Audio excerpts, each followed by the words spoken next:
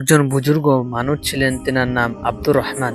আব্দুর রহমানের জীবনী শুনলে আপনারা হয়তো চোখের পানি ধরে রাখতে পারবেন না। চলুন তাহলে কি এমন হয়েছিল আব্দুর রহমানের সঙ্গে, তাহলে শুনুন মন দিয়ে। আব্দুর রহমান এবং তেনার পরিবারের সকলে একসঙ্গে মিলে খাবার খাচ্ছিল। খাবার খেতে খেতে হঠাৎ করে মাথা ঘুরে আব্দুর রহমান পড়ে যায় এবং পড়ে যাওয়ার সঙ্গে সঙ্গে তার পরিবারের লোক, আত্মীয় স্বজন হসপিটালে নিয়ে যায় এবং হসপিটালে পরীক্ষা নিরীক্ষা করার পর আব্দুর রহমান ঠিক হয় না। তারপরে আইসিইউসি রুমে ভর্তি করেন আব্দুর রহমানকে এবং আব্দুর রহমানের হার্ট ব্লক হয়ে যায় এবং হার্ট ব্লক হওয়ার কারণে তেনাকে 3 ঘন্টা আইসি রুমে ঢুকিয়ে রাখে এবং 3 ঘন্টা সময় হওয়ার পর আব্দুর রহমানকে বের করেন এবং আব্দুর রহমানের হাতে একটা বিল ধরিয়ে দেন। সেই বিলের অ্যামাউন্ট ছিল 8 লক্ষ টাকা। আব্দুর রহমান দেখেই কাঁদতে লাগলেন। কাঁদতে দেখে ডক্টরবাবু বললেন, আপনি কাঁদছেন কেন? আপনার কাঁদার কোনো প্রয়োজন নেই।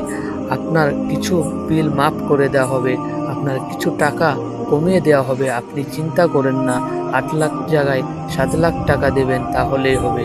কিন্তু আব্দুর রহমান টাকা কমানোর জন্য কান্না করেনি। আব্দুর রহমানকে ডাক্তারবাবু জিজ্ঞাসা করলেন, তারপরে আপনি কান্না করছেন কেন? আপনার বিল তো 8 লাখ টাকায় জায়গায় 7 লক্ষ করা হয়েছে। তখন আব্দুর রহমান বলছে, আমি আপনার বিল কমানোর জন্য কান্না করিনি। আমি 70 বছর থেকে ফ্রি অক্সিজেন এবং ফ্রি হাওয়া খাচ্ছি।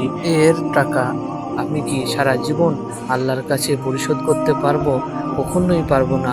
আপনি আমাকে 3 ঘন্টা মাত্র আইসিইউসি রুমে অক্সিজেন চালিয়েছেন, তার জন্য আপনি আমাকে হাতে ধরিয়ে দিয়েছেন বিল 8 লক্ষ টাকার। যে আল্লাহ তাআলা আমাদেরকে ফ্রি সারা জীবন ভর অক্সিজেন দিচ্ছে এবং ফ্রি হাওয়া দিচ্ছে, তার শুকরিয়া আদায় কখনোই করি না।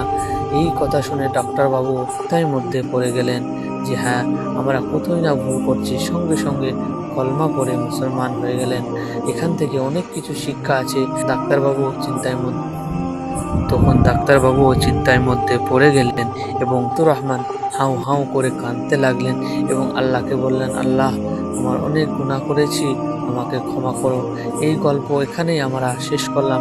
এখান থেকে অনেক কিছুই বোঝার আছে। যারা বুঝবে তারা কামিয়াবি হবে, আর যারা বুঝবে না তারা কিন্তু ধ্বংসের দিকে চলে যাবে।